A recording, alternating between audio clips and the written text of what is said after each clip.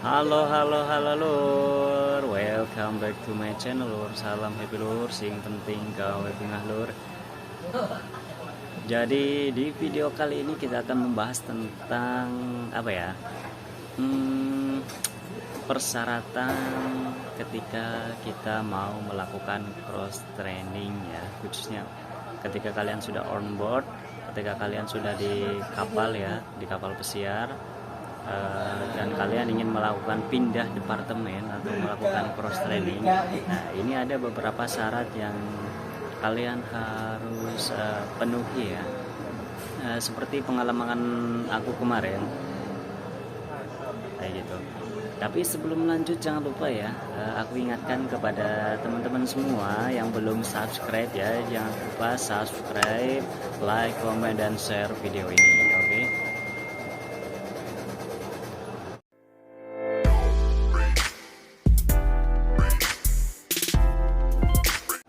Oke lur, kita lanjut untuk syarat-syarat ya ketika kalian ingin melakukan cross training ya. Yang pertama, Anda harus punya izin dari bosnya ya, terutama bosnya kita. Kalau ya supervisornya ya. Kalau di aku kan ada secondnya, kemudian ya ada sanitasinya. Yang pertama kita harus dapat izin dari second sanitasinya dulu. Nah, kita cuman ngomong ke bos kita, ke supervisor kita, contoh ya, bos aku mau melakukan cross training ke ini, kira-kira gimana. Kalau diizinin sama bos kita, terus kita lanjut ngomong ke ke sanitasinya atau head sanitasinya kayak gitu ya. Jadi kita lanjut ngomong ke bosnya, bos yang utama. Sama juga ngomong kayak tadi, kalau dapat izin bosnya akan ngasih fotokopi penilaian kita selama di kapal pesiar ya, selama kontrak ini ya. Kalau mau melakukan cross training itu minimal sudah 2 bulan di kapal ya, dan harus selama 2 bulan di kapal, oke? Tuh. Terus yang kedua, syarat yang kedua, kita minimal sudah selesai 1 kontrak ya. Jadi kita bisa melakukan cross training itu di kontrak yang kedua. Kalau kontrak yang pertama itu belum bisa. Nah, kalau udah selesai 1 kontrak, di kontrak yang kedua baru kita bisa melakukan cross training, oke? Kemudian kita datang ke training spesialis. Nah, training spesialis itu adalah orang yang tugasnya untuk mengatur yang seseorang yang mau melakukan training ke departemen lain. Nah, kita tanyain juga ke training spesialisnya bahwa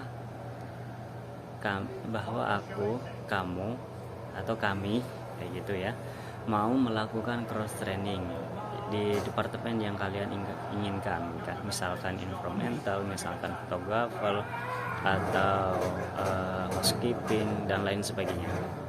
Nah, kita tanyakan ke training spesialisnya apakah kami bisa melakukan cross training di departemen yang kita mau gitu loh. Nah, terus syarat berikutnya, kita tidak boleh mendapatkan warning ya. Kalau kita mendapatkan warning, kita tidak boleh tidak bisa melakukan cross training ya. Dan warning itu biasanya berlaku selama 1 kontrak ya, atau 1 tahun kayak gitu. Dan setelah itu syarat yang utama seperti itu sih. Kalau udah dipersetujuin sama training spesialis, kamu bisa melakukan cross training ini, oke. Jadi setelah itu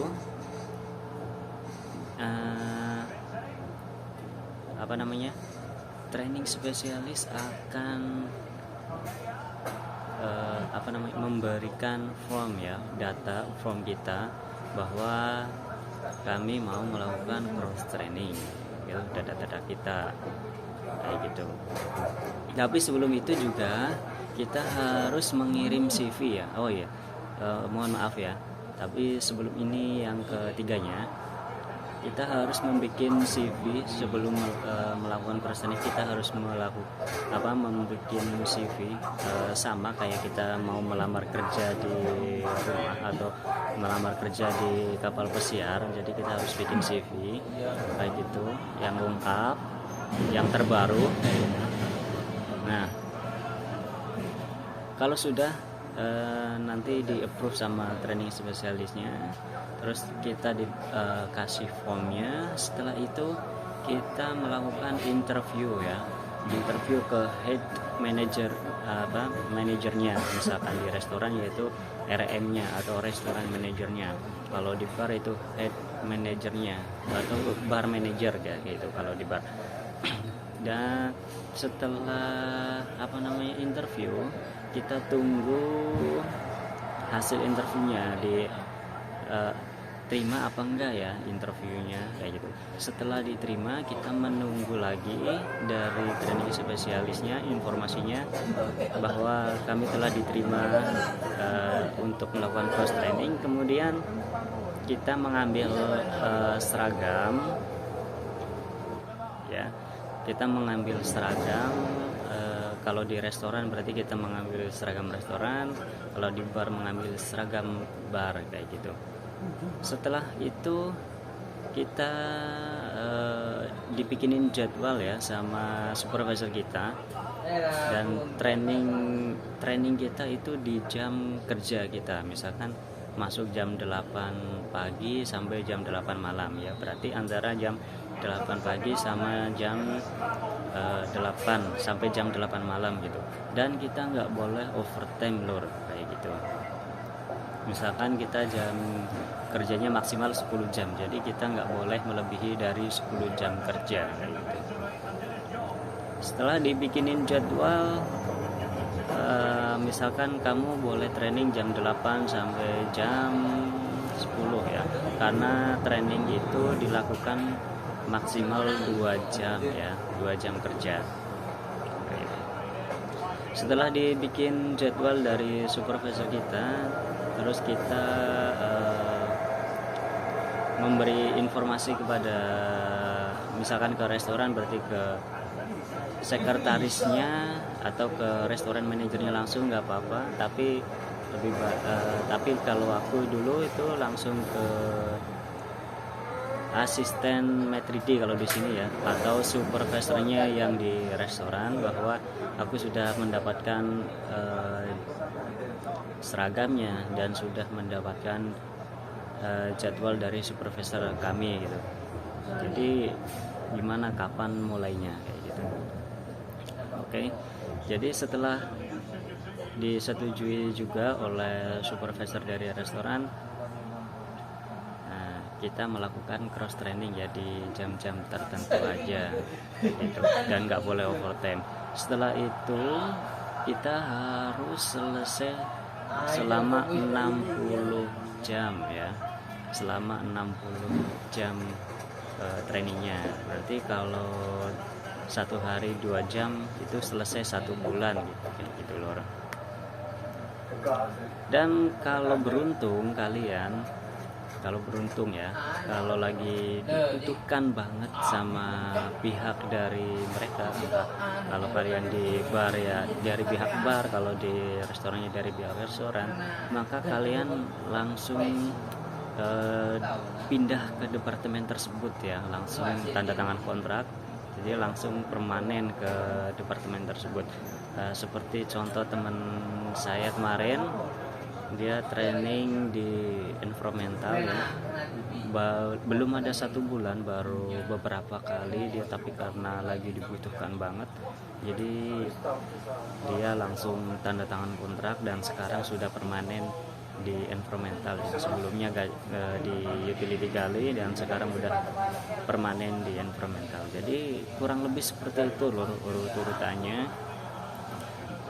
Jadi kalau kalian mempunyai pengalaman kerja ya di hotel ataupun di restoran, nah untuk sertifikatnya kalian jangan lupa ya, bawa sertifikat kalian ke kapal kalau kalian emang mau pindah ke departemen lain kayak gitu. Misalkan kalian punya keahlian fotografer juga bisa. Soalnya kemarin ada teman kami yaitu dari utility galley pindah ke fotografer. Mereka karena dia mempunyai pengalaman ya, jadi sekarang udah permanen jadi fotografer di kapal kayak gitu, yang sebelumnya di utility galley. Itu sertifikat itu salah satu untuk apa ya, nilai plus kita kayak gitu. Jadi kayak gitu lor. Kalau kalian mempunyai pertanyaan lain silahkan ya ditanyakan. Untuk video kali ini cukup sampai di sini dulu. Kita lanjut di video-video berikutnya. Oke, salam happy lur, sing penting gawe bunga. Bye bye.